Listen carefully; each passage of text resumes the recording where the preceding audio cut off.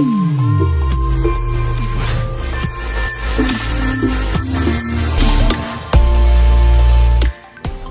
terakhir ini, pemerintah sejalan dengan pernyataan-pernyataan yang dikemukakan oleh Ketua MPR, Badan Intelijen Negara, pimpinan Polri, TNI, dan fakta bahwa banyak tokoh-tokoh masyarakat dan tokoh adat Papua yang datang ke pemerintah, ke kantor Menko Polhukam, serta pimpinan resmi di Papua, baik itu pemerintah daerah maupun DPRD, yang menyatakan dukungan kepada pemerintah Indonesia untuk melakukan tindakan yang diperlukan guna menangani tindak-tindak kekerasan yang muncul belakangan ini di Papua. Sejalan dengan itu semua, dengan pernyataan-pernyataan mereka itu, maka pemerintah menganggap bahwa organisasi dan orang-orang di Papua yang melakukan kekerasan masif dikategorikan sebagai teroris. Jadi yang dinyatakan oleh Ketua MPR, BIN, Polri, TNI, dan tokoh-tokoh Papua yang datang ke sini menyatakan mereka yang melakukan pembunuhan dan kekerasan secara brutal itu secara masif. Ini sesuai dengan ketentuan Undang-Undang Nomor 5 Tahun 2018, di mana yang dikatakan teroris itu adalah siapapun orang yang merencanakan, menggerakkan, dan mengorganisasikan terorisme. Sedangkan terorisme adalah setiap perbuatan yang menggunakan kekerasan atau ancaman kekerasan yang menimbulkan suasana teror atau rasa takut secara meluas yang dapat menimbulkan korban secara massal dan atau menimbulkan kerusakan atau kehancuran terhadap objek vital yang strategis, terhadap lingkungan hidup, fasilitas publik atau fasilitas internasional dengan motif ideologi, politik, dan keamanan. Nah, berdasar definisi yang dicantumkan di dalam Undang-Undang Nomor 5 tahun 2018, maka apa yang dilakukan oleh KKB dan segala nama organisasinya dan orang-orang yang berafiliasi dengannya adalah tindakan teroris. Untuk itu, maka pemerintah sudah meminta kepada Polri, TNI, BIN, dan aparat-aparat terkait itu segera melakukan tindakan secara cepat, tegas, dan terukur menurut hukum. Dalam arti jangan sampai menyasar ke masyarakat sipil. Saudara, sikap pemerintah dan rakyat Indonesia termasuk rakyat Papua itu sudah tegas, berpedoman pada resolusi Majelis Umum PBB nomor 2504 tahun 1969 tentang penentuan pendapat rakyat Papua. Maka Papua termasuk Papua Barat itu adalah bagian sah dari Negara Kesatuan Republik Indonesia.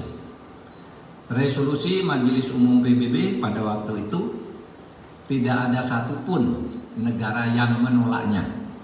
Semuanya mendukung dan setuju hasil penentuan pendapat rakyat tahun 69 bahwa Papua atau Papua dengan paperanya itu sudah menjadi bagian sah dari Negara Republik Indonesia.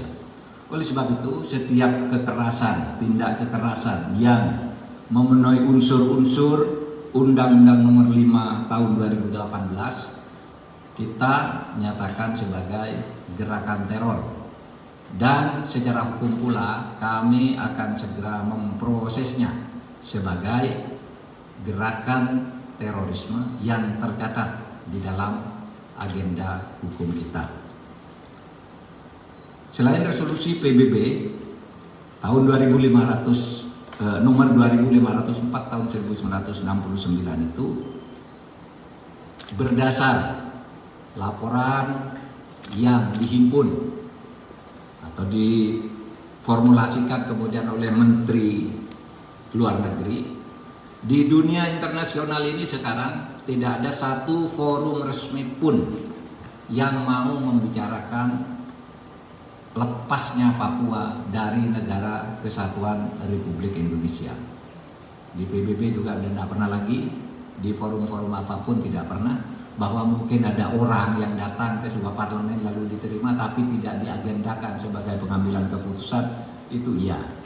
Masalah Papua yang sekarang sedang kita tangani dengan sebaik-baiknya adalah masalah isu penataan lingkungan hidup, isu kesejahteraan dan sebagainya, bukan isu kemerdekaan.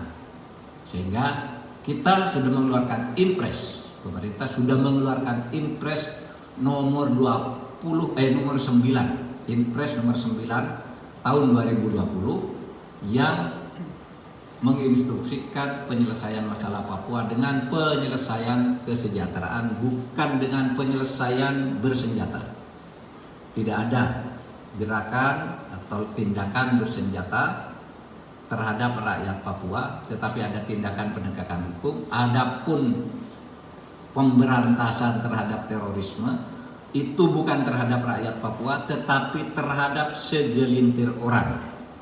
Karena berdasar hasil survei lebih dari 92% mereka pro republik, kemudian hanya ada beberapa gelintir orang yang melakukan pemberontakan secara sembunyi-sembunyi, sehingga mereka itu melakukan gerakan separatisme yang kemudian tindakan-tindakannya merupakan gerakan terorisme. Cukup? Ada pertanyaan? Tidak ada. Pak. Izin Pak, Dian dari Harian Kompas Pak. Setelah dinyatakan bahwa kelompok kriminal bersenjata itu merupakan gerakan terorisme, berarti penanganan yang dilakukan di sana itu menggunakan pendekatan keamanan negara ya Pak. Dan secara teknisnya itu berapa pasukan yang akan dikirim ke sana gitu Pak. Yang kedua, banyak pengamat masalah Papua yang mengusulkan agar dibuka ruang dialog gitu Pak untuk menyelesaikan masalah di sana, karena kalau kekerasan dan kekerasan itu mungkin tidak tepat gitu Pak untuk menanggapi masalah di sana. Apa sih Pak kendalanya dialog ini sulit dilakukan di Papua gitu Pak? Terima kasih Pak. Siapa bilang sulit dilakukan? Kita berdialog terus dengan tokoh-tokohnya, pimpinan DPR-nya semuanya datang ke sini, tokoh adatnya datang ke sini, tokoh gerejanya datang ke sini. Dialog kita, dan mereka minta agar Papua itu dibangun secara lebih komprehensif. Mereka tetap menolak tindakan separatis. Oleh sebab itu kalau Anda tanya yang pertama tadi, berapa kekuatan? Ya, kita hanya menghadapi segelintir orang, bukan menghadapi rakyat Papua. Oleh sebab itu akan dilakukan menurut undang-undang. Siapa itu yang melakukan? Satu, yang di depan itu polisi dengan bantuan penebalan dari TNI.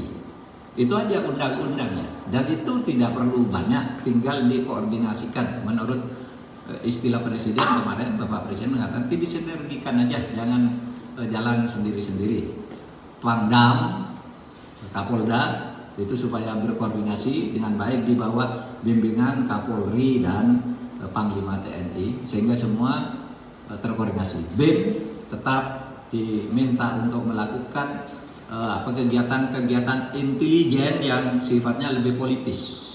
Politis itu misalnya penggalangan terhadap tokoh-tokoh, mengidentifikasi lokasi-lokasi, kemudian melakukan penggalangan diplomasi bersama Kementerian luar negeri terhadap negara-negara sekitar di Pasifik atau negara-negara lain yang menjadi tempat pelarian orang-orang separatis. Cukup ya? Cukup ya, Mas. Oke, cukup, Pak.